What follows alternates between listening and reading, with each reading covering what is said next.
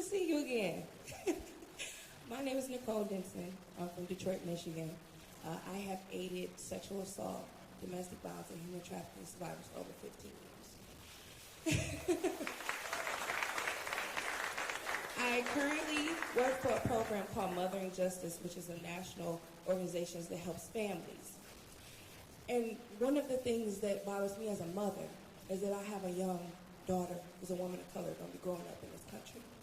With Planned Parenthood under attack, with the reproductive issues, with Stop the Bans, trans access being limited, what can you promise me as a parent and someone who has been through trauma and is currently trying to move the nation along?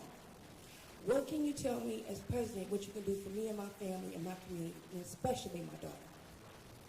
Nicole, thank you for being here. And first thing I'm going to do is listen to and follow your lead on these issues. You mentioned, you referred to a couple of things from human trafficking, which as somebody from the border thought that was a dynamic at the U.S.-Mexico border that we have to guard against, which it is, and we must. But I had no idea until I traveled deeper into the interior of this country how prevalent that problem is, and how so often those who are being trafficked end up being punished as though they were the criminals, or, and this is something that we talked about in Detroit, those crimes are not effectively pursued or followed up on.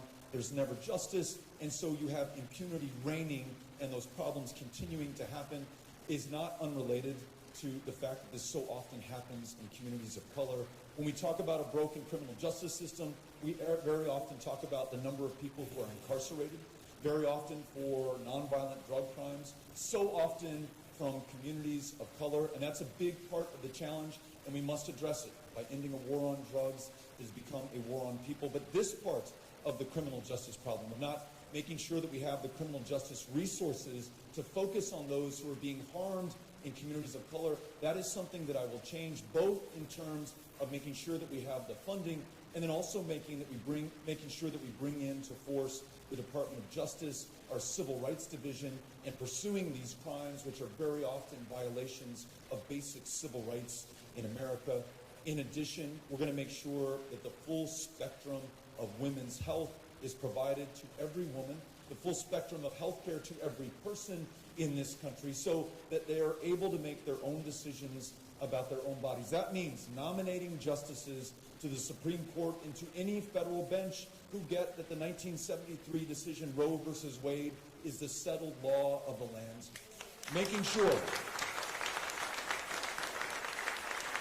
that that ruling is complemented by statute, action from Congress, so that no state gets to exempt itself or the women and men who live in that state from that decision going forward. And then again, making sure that our Department of Justice is standing with every single woman in every single courtroom where this issue is adjudicated, making it crystal clear to this country that this is a right that must be respected, that we will ensure that every branch of government is involved, and lastly, and perhaps most importantly, we will enshrine in our foundational document, the U.S. Constitution, an Equal Rights Amendment ratified by the sufficient number of states so that it's crystal clear that no person can be exempted from their full civil rights in this country based on gender. Thank you for asking. Appreciate it.